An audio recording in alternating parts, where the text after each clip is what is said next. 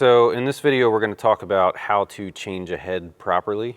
One thing I want to talk about on the rack toms on these kits, or really any kit that has a rim mounted support system, is it's much easier to take the drum off of that, because if you leave that on, when you take the hoop off the drum, it's very awkward. So the way these work is this little rubber thing just kind of unscrews. So you would do that with all three of these. And again, you'd be doing this on the, so this would be on the stand, and then you just pull the drum off. So when you take a head off of a drum, it's pretty important to not ever turn your key more than a quarter turn.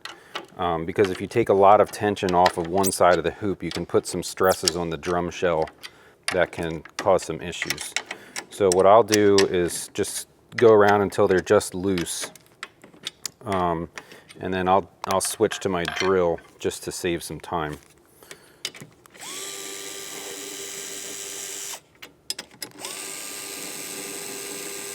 Now, one thing that I do is take note of the way that the drum is positioned. So this would be the center support here. I'll put that with the label, so that when you put the hoop back on, that you're getting it the same way.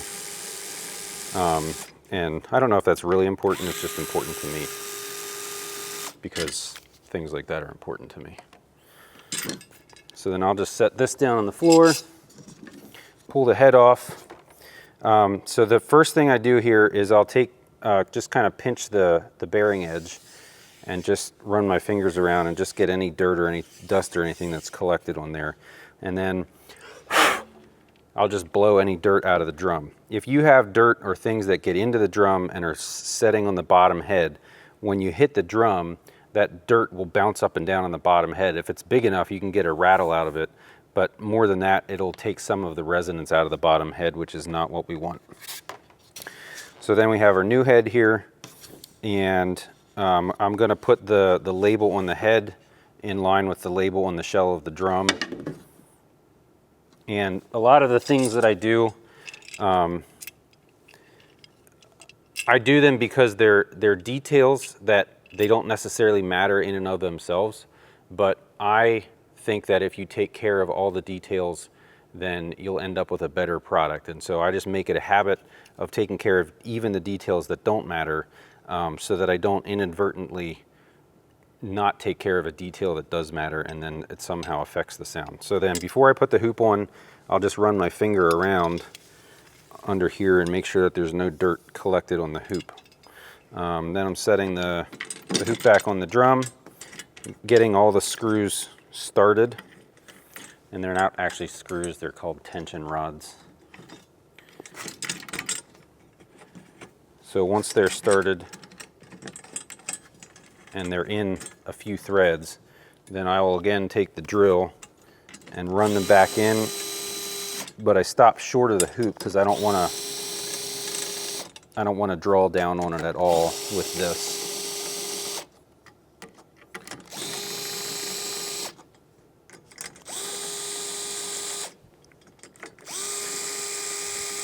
So now every one of these tension rods is still a little bit loose. And at this point, then I'll take my drum key again. And then I want to just check and make sure that the hoop can, at this point, can kind of move back and forth a little bit. So I just kind of want to wiggle everything and make sure that the head's kind of seated down. And then I'll just pick a lug and I'll pinch the lug here and the hoop with my thumb and forefinger. And I'll just kind of squeeze them together a little bit, and then I'll just turn this until it just snugs up on the hoop. And then I'm going to go directly across and do the same thing over there. Now what I've just done is kind of leveled the hoop on the drum so that the thing's sitting fairly flat. And then I'll pick another one of the two remaining pairs and just do the same thing there. And then the last pair, I'll do the same thing. And then that's kind of my starting point. So that's a head change. From this point on, now we're into the tuning.